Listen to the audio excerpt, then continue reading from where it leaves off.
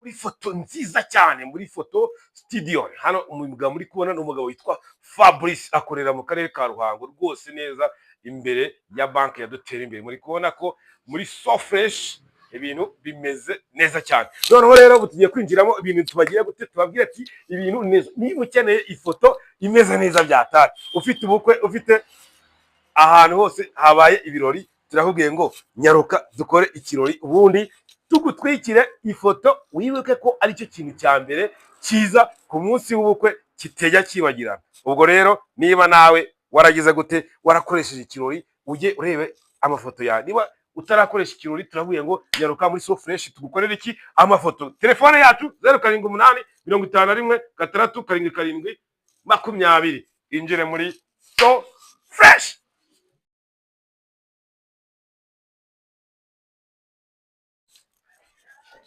Yes, murabona ko noneho ubwo ngubwo iyo ugezemo hano ni gukora amafoto ameze neza, ubundi ukaya tuguruka dukora nk'aya jetiri, tuzamuka dukubite gute ibintu ugasanga bimeze neza. Ariko hari abantu bari bavuga ngo ubu noneho rero muri kubona ko ibintu bimeze neza hano, muri kubona kuri iyi table dufite umuntu wese ukeneye vitamine nziza cyane. Iyi ni igihumyo, ubundi bakakita champagne. Iki gihumyo cyangwa iki cyobo, niba wowe uzi ko ari iki cyobo, ubwo urakibonye uyise wumva ugize amashyushyu yo kongera kukirya. Iki kigira isosi nziza cyane iryoshye ituma umuntu agira uruhu rumeze neza rudakanyaraye.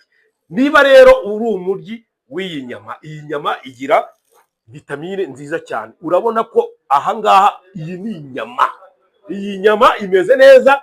Wewe igihe wayiriye uzambwira ati ibi bintu bimeze gute. Mba nabategurira nkabwira ati ibi bintu bigira vitamine yatari, iki cyobo kigira vitamine nziza. Noneho sasa rero iyo wagifashe ukakoresha n'aka kadimu, wamara kugira gute kugitegura neza, ugafata akadimu ukagakandiraho, uhita bigira nta nubwo wakiri gukiyoga, wabura ngo ibikize. Kuko iyo ufashe indimu ukanyuza ku mpande hose ukayitunganya, ni nkaho ushobora no kugikoramo na salade.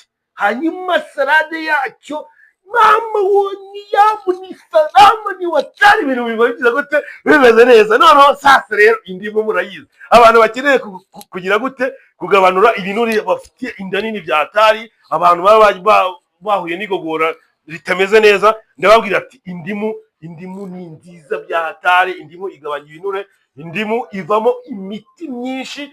Akandi kantu k'akamaro katari k'indimu, indimu ikiza inkovu. Ubu nanjye maze iminsi byatari ngira gute nsiga kuri iyi nkovu mfite, kugira ngo indimu igira gute izagira gute izabashe kunyiza. Ariko cyane noneho kuyirya. Ubwo niba utararya indimu, murabona uyu ni umutobe w'indimu. Niba utararya indimu, nakurarikiye kugira ngo ujya indimu. Ahantu nabonye batajya bategura indimu ni mu bukwe.